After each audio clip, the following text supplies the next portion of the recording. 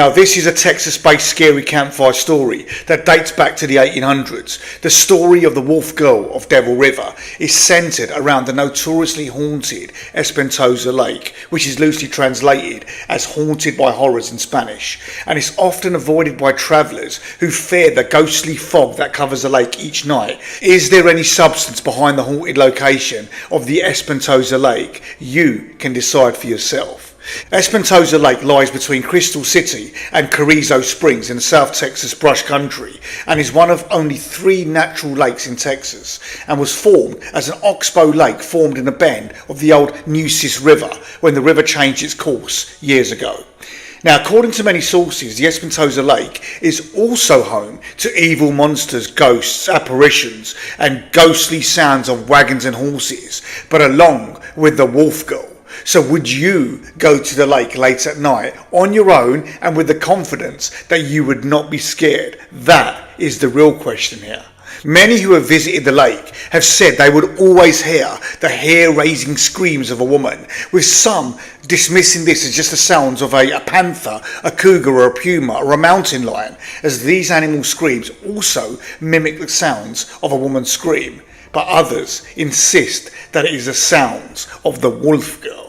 So it starts early on, and one of the earliest recorded fatal instances occurred in the early 1800s when several Mexican families set up camp there at the Espantosa Lake, and it was as the group prepared to retire for the night when one woman went down to the murky water's edge to wash a few clothes. But soon afterwards, the others were shocked to hear her screams, "Por Dios! My God!" And when they rushed to her towards the water's edge, they arrived only to see the swishing tail of a huge alligator disappearing beneath the lake's surface.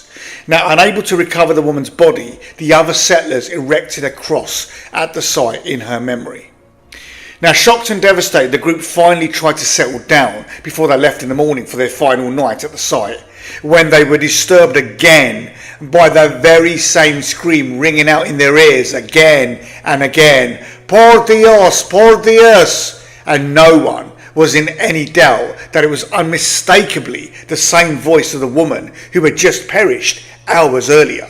Who was shouting "Por Dios" so many times? What was it? Now, with the talk of this Mexican woman's death and a haunting chant combined with a scattering of similar incidents over the next few years, this soon created a place of myths that Espantosa Lake was haunted. Now, there were numerous tales of treasure, gold and other wares being lost in the area over the years. One such tale was a Spanish wagon from San Saba was filled with money, gold, silver and jewels and found its way to the banks of the Espantosa. The wagoners had decided to camp there for one night, and after they watered and tied up their horses, they fell asleep and bunked down. But it was no sooner had they drifted off to sleep when the ground suddenly began to tremble and shift beneath them. And just like that, and in a flash, the entire party, many people, wagons and horses, were swallowed up with the collapsing earth, and as such, there were just no survivors. So who knows what happened, but it happened again at the Espantosa Lake. Then in 1835, there was a tale of George Dent, also at the Espantosa Lake, who had camped near the lake with his pregnant wife, Molly Dent, whilst they were travelling in close proximity to the Bill Group. Now, they were with a group of American colonists led by Charles Bill, and who had also camped at Lake Espantosa, near what is now Carrizo Springs. George Dent and his wife had wished for privacy, and so George pitched his tent and his cabin about half a mile away from the Bill Group, and thus they were later spared from becoming victims of the Indian massacre that obliterated most of the Bill Group, where a band of Comanches had raided the Bill camp and massacred most of the inhabitants, throwing the bodies of the victims and their carts into the lake. Dent and his wife, being such a distance apart, had avoided this, and at the time Dent's wife was near the end of her pregnancy anyway, and therefore was quite hesitant to travel. It was when a severe thunderstorm occurred one night that Dent's wife went into labour, and then, alarmed, Dent rode off to seek help, and then he stumbled across some Mexican goat herders. He arrived at a Mexican goat ranch at the Pecos Canyon and told the goat herders desperately about his wife's condition, begging for someone to ride back with him to come and assist in the child's delivery.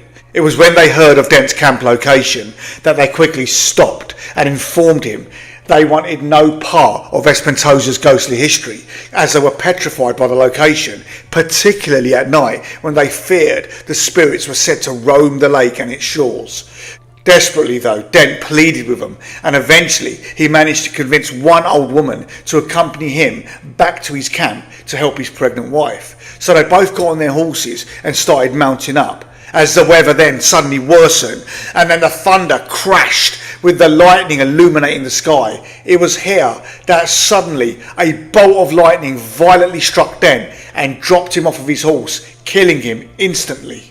After waiting out the violent storm, the other goat herders got on their horses and followed Dent's rough and vague directions and tried to find his camp where his wife was. And it was by morning they found Dent's campsite, but discovered that his wife Molly was already dead. She had delivered her child, but the baby was now nowhere to be found.